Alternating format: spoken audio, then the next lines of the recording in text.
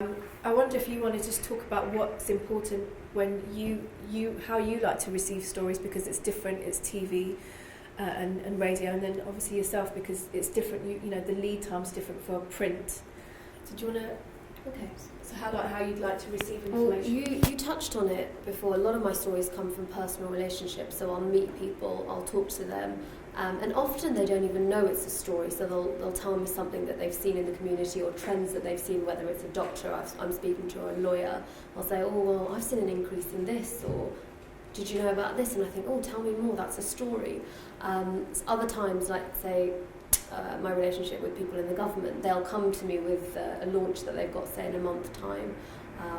But how I like to receive things, very few people come to me with the right things. So I'll give you an example. 2 weeks ago, this charity that spent 5 years doing some research, they came to me with their findings. They'd done something looking at domestic violence, and it's a big issue for the government and policymakers about how to deal with the perpetrators of domestic violence and whether these so-called perpetrator programs, these kind of rehabilitation programs, work. Now, this charity had done 5 years of research and found that they can work. Which was quite interesting, and I went to the BBC News. They were very interested in a report, various parts of the BBC. This is mainstream media, and they were really interested. Now the next step was the charity helping me to kind of get the things I need to do the report. They can't just say, with radio and TV, I need contributors, I need people in the report. Like when you put the news channel on, you'll see that there's short 3-minute reports and there's various people. It's not just the presenter telling you everything. So I needed a story of someone that had gone through one of these programs, access to a program to be able to film, and they just couldn't get it for me. So they spent 5 years doing this research. In that time, they didn't think that, it's good to get these things in place so that we can go to the media. And it's a real shame because they lost an enormous amount of media coverage because they just didn't plan effectively. All they needed to do was to get someone that had gone through the program to talk about their experience anonymously, and that was it. So I think when people come to me with a story, they need to give us some access, either it's facts and figures. They can't say, oh well, the number of homeless people has gone up. Okay, by how much? Since when? I need a little bit of meat to the story. And then, if you're a charity working with homeless people, can you make me speak to someone that's homeless, been in that situation? So if people want me to take a story seriously and pitch it to the editors, they need to give me proper information and some access that I otherwise wouldn't be able to get. Yeah, I think I agree with a lot of what you're saying there, which is about having a network of people who really understand how important access is.